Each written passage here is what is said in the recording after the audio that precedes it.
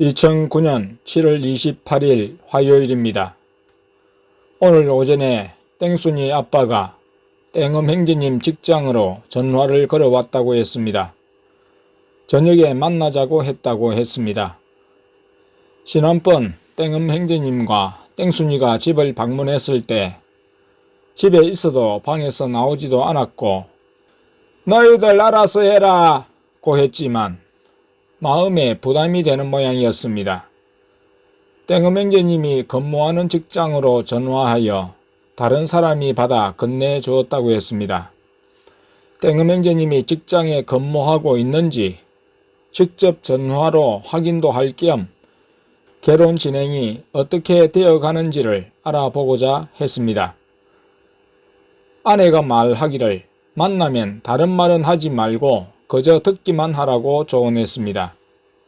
신앙 문제로 지금까지 우리를 걸고 만나는 사람마다 내 욕을 한다고 들었는데 오늘도 땡엄 형제님 앞에서 나를 욕했다고 했습니다. 내가 땡순이 아빠한테 당하는 일이 벌써 3년째의 일입니다.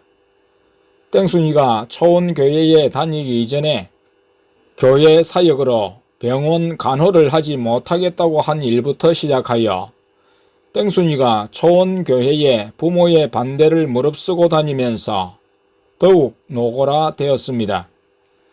땡순이를 초원교회에서 떼어놓기 위해 우리의 구별을 문제 삼고 찾아와 곤란케 하며 교단 귀관에 이르겠다는 협박을 하기도 했습니다. 협박에서 끝나지 않고 실제 행동에 옮겨 전에 몸담고 있던 노예의 목사님들에게 전화하고 만나기도 했습니다. 그 일로 인해 총회 기관에까지 알려졌고 이것이 교단 탈퇴로 이어지게 되었습니다. 물론 예수님이 다 허락하신 일이지만 그 배경에는 불의의 도구로서 땡순이 아빠의 역할이 컸습니다. 나는 땡순이 아빠에 의해서 이미 죽은 사람입니다. 교회 정치적으로 보면 땡나와 맷땡에 의해 죽었습니다. 땡나는 초원교회를 다니다가 예수님의 오심과 함께 변화된 목회로 인해 다른 교회로 이동했고 땡순이만 남았습니다. 땡나는 땡순이를 우리와 분리시키기 위해 초원교회를 없애려 맷땡과 함께 나를 교단 기관에 제보했고 노예 목사님들에게 전화하여 상담하면서 문제를 만든 사람들이 그들이기 때문입니다. 그러나 정 목사는 살아있고 초원교회도 살아있습니다. 삼위 하나님이 붙드시니 살아있고 또 살 수밖에 없습니다. 노예의 관계자들은 불신자와 같은 삶을 사는 사람의 됨됨이를 살펴보지도 않고 그 사람의 이야기만 듣고 한편이 되어 반대했습니다. 예수님은 노예 관계자들과 교단으로부터 신앙적인 수모를 당하기 전에 우리를 노예와 교단에서 미리 빼어내셨습니다. 그러므로 우리는 교단의 법에 의해 죽임을 당할 수 없었습니다. 맷땡의 의도는 우리를 교단의 정치를 통해 죽이는 일이었는데 그 도모가 이루어지지 못한 것이었습니다. 교회 법을 빌어 똥똥자라는 누명을 씌우면 꼼짝 못하고 형편없는 존재로 전락하며 굴복할 것이라 생각했지만 탈퇴로 인해 헛수고가 되었고 바라던 대로 이루어지지 않았습니다. 여전히 땡순이는 초원교회를 다니며 이제는 반대하는 부모의 동의와 관계없이 결혼하려고 합니다. 자신의 한계를 벗어나 있는 땡순이는 어떻게 할 수 없고 나에 대해 계속 욕은 하고 있었습니다. 욕을 해도 이제는 더 이상 우리를 얽어맬 도구는 없습니다. 단 우리는 아직도 땡순이로 인한 짐을 지고 가고 있습니다.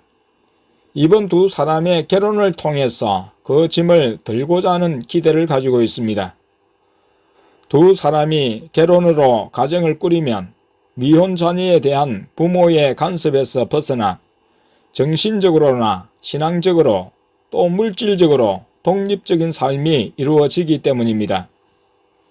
양가 부모들이 반대하는 결혼을 하기에 고통이 따르지만 동시에 두 사람은 양가의 반대의 그늘로부터 벗어나 신앙적으로 자유하게 됩니다. 부모님들을 기쁘게 하려면 부모님들의 요구를 반영해야 하는데 그것은 영안과 대언을 통한 예수님의 직접적인 인도와 충돌하게 됩니다. 초원교회에서 영안을 통한 삼위 하나님의 직접적인 인도를 받아 살려면 신앙적으로 반대하는 부모들의 간섭 사이에서 처음에 각자가 겪었던 어려움을 또다시 반복해야 할 것이 뻔합니다. 결혼 초기부터 신앙적으로 반대하면서 영향력을 행사하려는 부모의 잘못된 간섭을 허용치 않아야 예수님의 인도 속에 독립된 가정을 지키며 신앙을 지켜낼 수 있습니다. 땡순이의 경우 영안이 열려 예수님의 인도를 받고 있고 초원교회를 다니면서 잘못된 것이 없습니다. 더 반듯하게 되었고 학업을 잘 감당하며 이젠 남들이 부러워하는 땡땡땡인 땡음 형제님과 결혼을 하고자 하고 있습니다. 이는 부모가 해준 일이 아닙니다. 초원교회를 다니기에 가능한 일이고 예수님이 땡음 형제님을 인도하셨고 마귀의 억압에서 땡음 형제님을 풀어주셨기에 된 일입니다. 결혼의 과정도 전적으로 주님의 인도하심과 은혜로 진행되고 있습니다. 초원교회를 반대하고 예수님이 하시는 일을 비방하면서 자녀의 결혼이라고 끼어들어 인간적인 권리를 주장하며 자신들의 체면을 세우려 했습니다.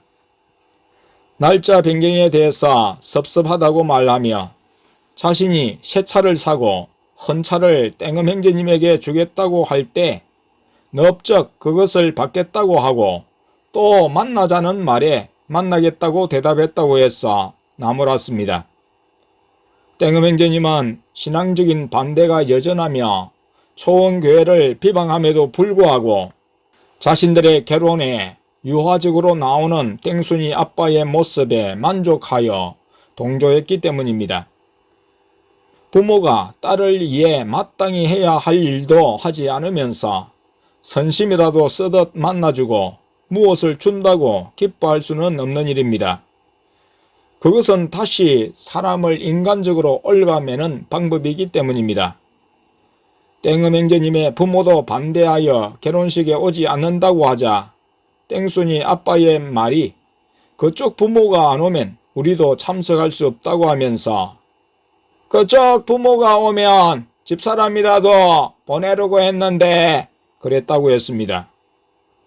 부모로서 정해진 자녀의 결혼 날짜가 다가오면서 그냥 지켜보기에는 부담감이 크기 때문입니다. 결혼 후에도 자녀라는 관계에 고리를 두고 영향력을 행사하겠다는 것이었습니다.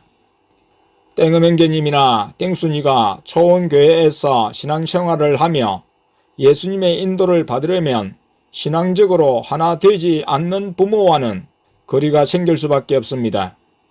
만약 부모들과의 관계를 더 고려한다면 부모들의 편에 서서 예수님께 순종하는 우리의 행함을 논단하게 될 것이고 결국 예수님의 인도에서 떠나게 됩니다.